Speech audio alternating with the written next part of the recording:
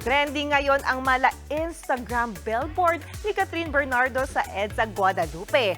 Alive and sailing naman ang couple na Liz Ken. May promise pa nga si Enrique Hill kay Liza Soberano na nag-debut na sa Hollywood. Nasa frontline ng balitang yan si MJ Marfori. Hindi lang sa Hollywood! Pati dito sa Pilipinas, meron ding premiere night ang American film ni Liza Soberano na Lisa Frankenstein. Full support ang closest friends ni Liza, gaya ng couple na sina James Reid at Isa Pressman. At eto pa nga, present din ang real-life leading man ni Liza na si Enrique Hill.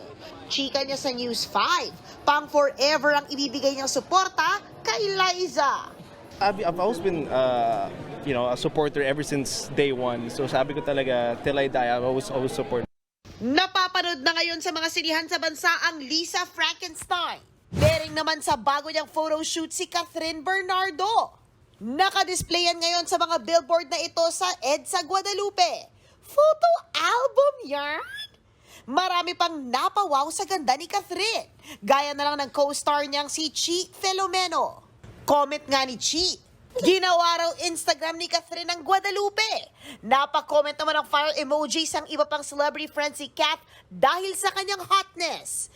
Joke naman ng isang netizen na ito. Paano na lang kung ma-stuck sa traffic sa EDSA Guadalupe ang ex-boyfriend ni Catherine na si Daniel Padilla? At speaking of Catherine, nireveal niya sa isang panayamang top 3 big stars na gusto niyang makatrabaho. Kabilang na dyan si star for all seasons Vilma Santos, Piolo Pascual at Jericho Rosales. Last week lang nang i-renew ni Catherine ang kontrata niya sa ABS-CBN. Nagbabalita mula sa Frontline. MJ Marfori, News 5. Mga kapatid, Jania Lipon po, laging maging updated sa latest sa entertainment and lifestyle para maging una sa balitaan. Bisitahin at mag-subscribe na sa social media pages ng News 5.